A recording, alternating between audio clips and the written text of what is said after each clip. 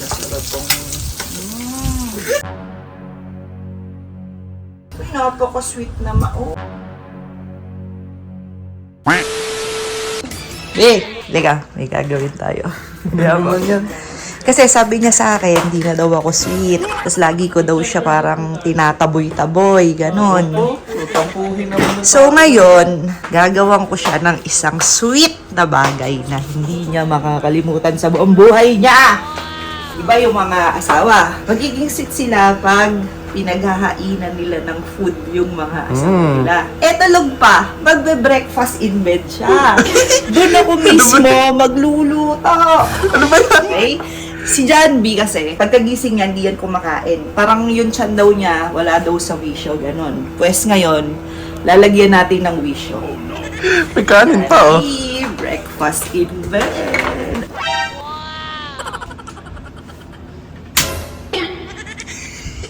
Siyempre, habang natutulog, di ba? Napaka-sweet tayo. Sabi niyo kasi, di na daw ako sweet eh. Sweet kaya ako. Sobrang sweet kaya. Magiging tayo, guys. Siyempre, para maging sweet ka, paglulutuan niyo yung mga asawa. Yan, tulog yan. Gusto niyan, may egg. At diba? Dapat yung mga asawa natin, hinigising natin sa pagmamahal yan. Huwag natin silang aasarin. Pagmamahal lang dapat ang panggising sa kanila. Tapos gusto pala ni John B, malasado lang. So, iyahangin na natin yan. Gusto niya, ayaw niya ng ano. Iyahan. Baka kasi magreklamo. Yan. Ay, nasira. At may isang favorite pa si John B.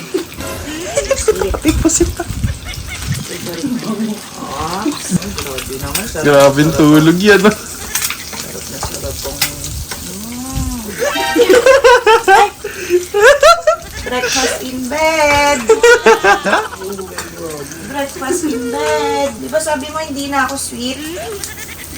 Sweet na ako. Breakfast in bed. Gising ka na. Kakain ka na. Diba sabi mo, hindi na ako sweet. Tapos di na kita kinikis, di na kita pinagpe-prepare. Pinag-prepare kita ng pagkain. Sa harapan mo pa mismo, ha? Hot dog. Ako pa nagluto. Yes. Hot dog. And your favorite pusi.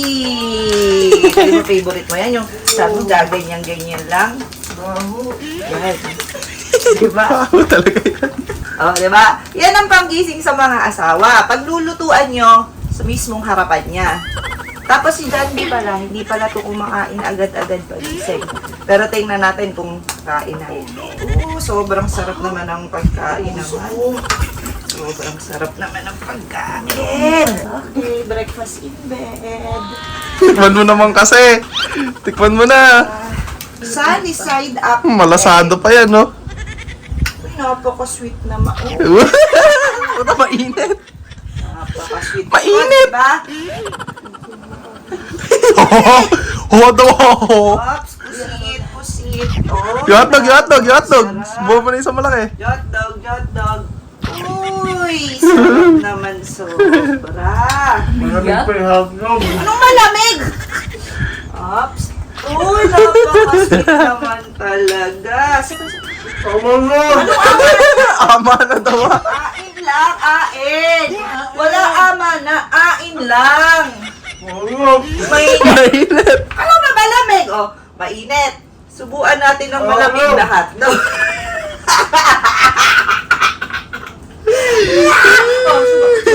Uy, sarap naman. Sweet na ba ako? Tama na, sweet na.